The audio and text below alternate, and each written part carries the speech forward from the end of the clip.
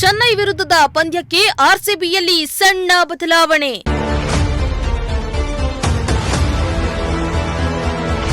ಚಿದಂಬರಂ ಅಂಗಳದಲ್ಲಿ ಕಣಕ್ಕಿಳಿಯಲಿದ್ದಾರೆ swing king.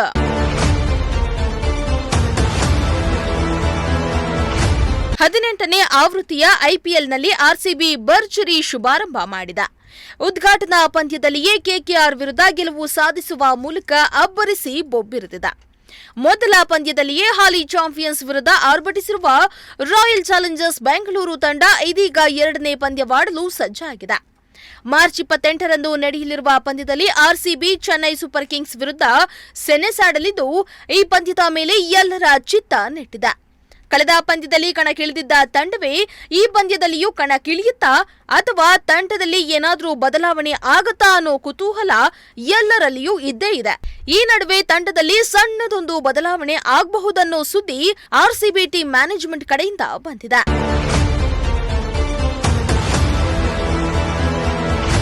ಹೌದು, ಚೆನ್ನೈನ ಎಂಎ ಚಿದಂಬರಂ ಅಂಗಳದಲ್ಲಿ ನಡೀತಾ ಇರುವ ಪಂದ್ಯದಲ್ಲಿ ಆರ್ಸಿಬಿ ತಂಡದಲ್ಲಿ ಸಣ್ಣ ಬದಲಾವಣೆಯಾಗಲಿದೆ.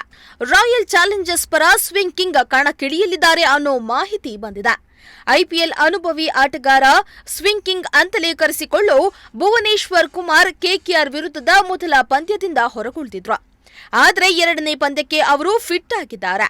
ಹೀಗಾಗಿ ಗೆಲುವಿನ ತಂಡದ ಕಾಂಬಿನೇಷನ್ನಲ್ಲಿ ಬದಲಾವಣೆಯಾಗಲಿದೆಯಂತೆ.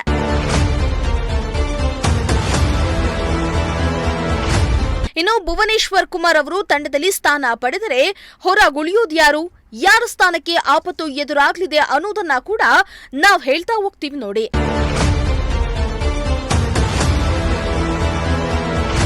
ಕೆಕೆಆರ್ ವಿರುದ್ಧದ ಪಂದ್ಯದಲ್ಲಿ ಯುವ ಆಟಗಾರ ಜಮ್ಮು ಕಾಶ್ಮೀರದ ವೇಗಿ ರಸಿಕ್ ಸಲಾಂ ಅವರು ಆಡುವ ಬಳಗದಲ್ಲಿ ಸ್ಥಾನವನ್ನ ಪಡೆದಿದ್ರು. ಒಳ್ಳೆಯ ಪ್ರದರ್ಶನವನ್ನ ಕೂಡ ನೀಡಿದ್ರು.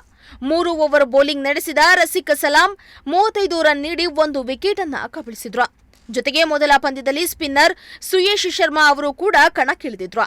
ತನ್ನ ಮಾಜಿ ತಂಡದ ವಿರುದ್ಧವೇ ಆಡಿದ ಸುಯೇಶ್ ಶರ್ಮಾ ಸ್ಥಿರ ಪ್ರದರ್ಶನ ನೀಡಿದ್ರು. ಇದೀಗ ಇವರಿಬ್ಬರ ಸ್ಥಾನದ ಮೇಲೆಯೂ ತೂಗುಕತ್ತಿ ನೇತಾಡ್ತಾ ಇದೆ. ಸುಯೇಶ್ ಶರ್ಮಾ ಅವರು 4 ಓವರ್ಗಳಲ್ಲಿ 47 ರನ್ ನೀಡಿದ್ರು. ಆದರೆ ಇವರು ಆಂಡ್ರೆ ರೆಜಿಲ್ ಅವರ ಮಹತ್ವದ ವಿಕೆಟ್ ಅನ್ನ ಪಡೆದಿದ್ರು.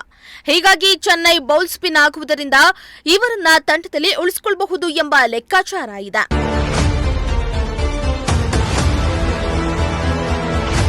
ಇನ್ನು ಮೊದಲ ಪಂದ್ಯದಲ್ಲಿ ಗಾಯಕ್ಕೆ ತುತ್ತಾಗಿದ್ದ ಭುವನೇಶ್ವರ್ ಕುಮಾರ್ ತಮ್ಮ ಸ್ವಿಂಗ್ ಜಾದು ತೋರಿಸಲು ಸಜ್ಜಾಗಿದ್ದಾರೆ.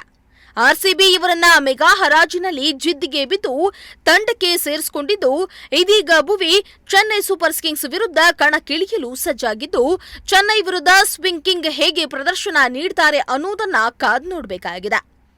Bureau report, Prajashakti TV.